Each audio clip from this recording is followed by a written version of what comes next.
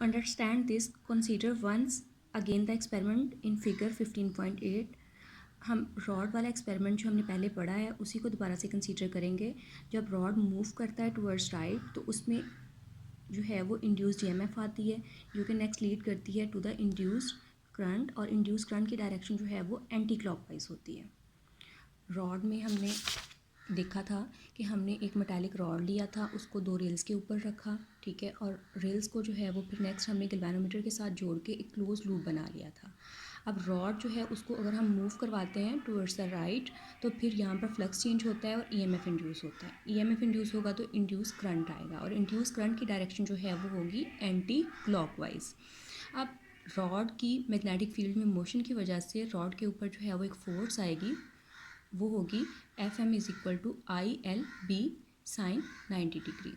Force on a conductor, ये topic आप पहले पढ़ चुके हो कि फोर्स जो है अगर किसी कंडक्टर पे जब वो मैग्नेटिक फील्ड में पड़ा है तो वो इसके बराबर होती है.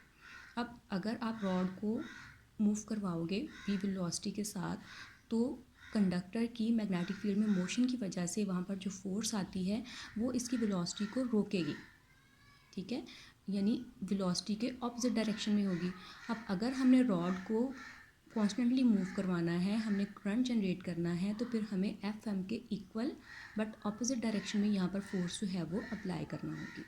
ठीक है, और वही अप्लाइड फोर्स जो है, ड्रैगिंग फोर्स जो है वो आगे काज बनेगी इंड्यूस करंट का,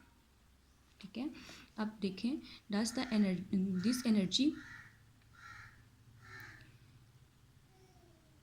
source of induced current and the electromagnetic induction exactly is in accordance with the law of conservation of energy,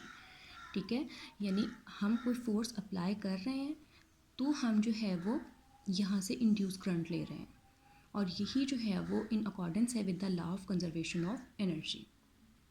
अब अगर हम ये कंसीडर करें कि इसमें करंट जो है वो एंटी क्लॉकवाइज नहीं बल्कि क्लॉकवाइज है, अगर करंट क्लॉकवाइज होगा तो फिर इस केस में Fm और V जो हैं वो दोनों हो जाएंगे पैरेलल,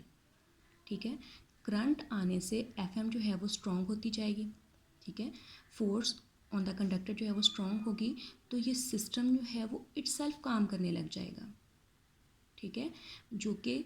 वायलेशन है law of conservation of energy की, कि जिसमें हमें किसी अप्लाइड फोर्स की ज़रूरत ही नहीं है, बल्कि सिस्टम क्या है,